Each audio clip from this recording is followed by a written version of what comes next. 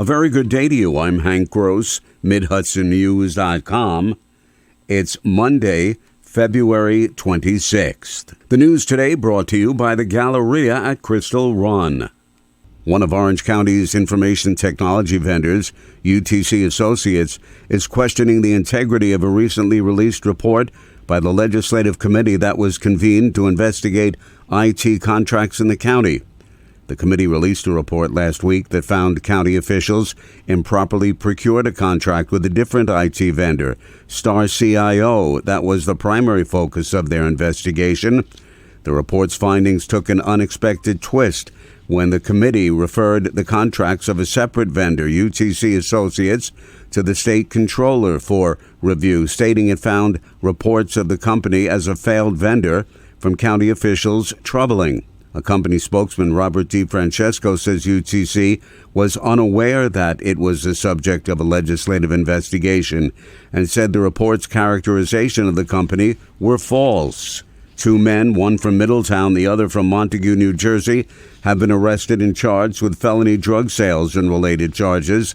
23-year-old Ronald Lemka of Middletown and 29-year-old Kiana Alicia of Montague, New Jersey, were both remanded to the Orange County Jail. District Attorney David Hoovler said search warrants are executed at residents and vehicles in the town of Wallkill and Montague.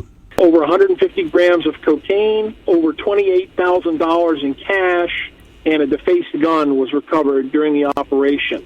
As alleged in charging documents and comments in court, a months-long undercover investigation into drug trafficking by the New York State Police Violent Gang and Narcotics Enforcement Team, Sussex, New Jersey Guns, Gangs, and Narcotics Task Force, Town of Wallkill and Middletown City Police, and the Hudson Valley Crime Analysis Center assisted in the investigation.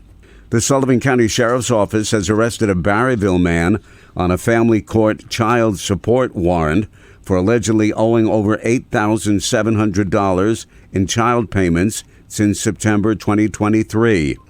Under Sheriff Eric Chapote says 46-year-old Marcus Malner had been hiding out in Wayne County, Pennsylvania since September.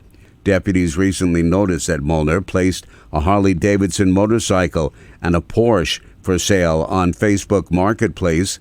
The officers posed as potential buyers and contacted Molnar, who agreed to meet them in Barryville at about 2:25 in the afternoon. Last Saturday, deputies were there in an undercover pickup truck, and when Molnar approached the truck, the deputies who were in uniform jumped up and made the arrest. Overtime costs in the city of Newburgh's police and fire departments have consistently played havoc with the budget, reaching well over $1 million a year.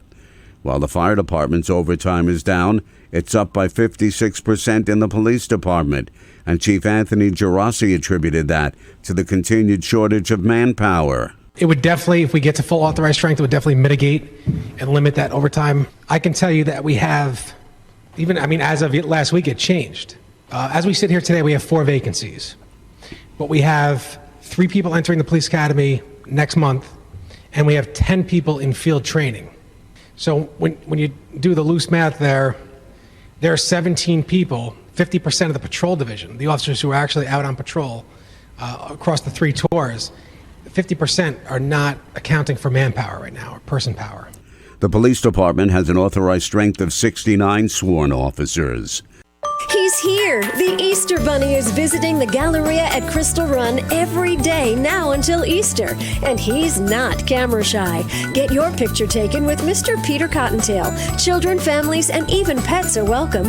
Now you can make an appointment ahead of time at whereisbunny.com. Reservations are strongly encouraged. Just go to GalleriaCrystalRun.com for all the details, and happy Easter.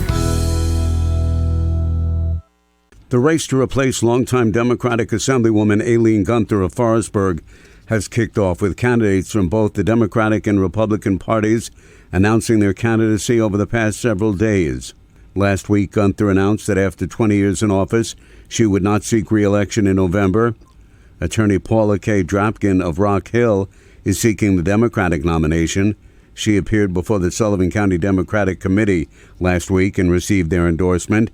3 Republicans are vying for their party's nomination: Camille O'Brien An aide for State Senator Peter Overacker, Lou Ingrassia, the Commissioner of Public Works in the town of Wallkill, and Lisa LeBeau, the 2022 Republican candidate for the 100th District, have all declared their candidacy. Mary Stuart Hafer turns 100 in September. She lives in Massachusetts, but she fondly remembers growing up in Newburgh. It was her father, Archie Stewart, who convinced her great-uncle Samuel Laughlin Stewart to donate their farmland to the city of Newburgh to become what is now New York Stewart International Airport. He was very, very civic-minded, and so he gave the actual land. I am the last living person that actually picnicked on that land, when it still belonged to the family.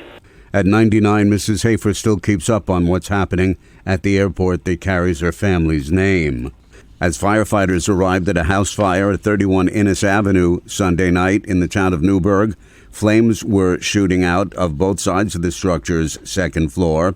The Red Cross was called in to assist 4 adults and 4 children displaced as a result of the 2-alarm fire. There were no reports of injuries, and the cause is under investigation. I'm Hank Gross, MidHudsonNews.com. The news today brought to you by the Galleria at Crystal Run.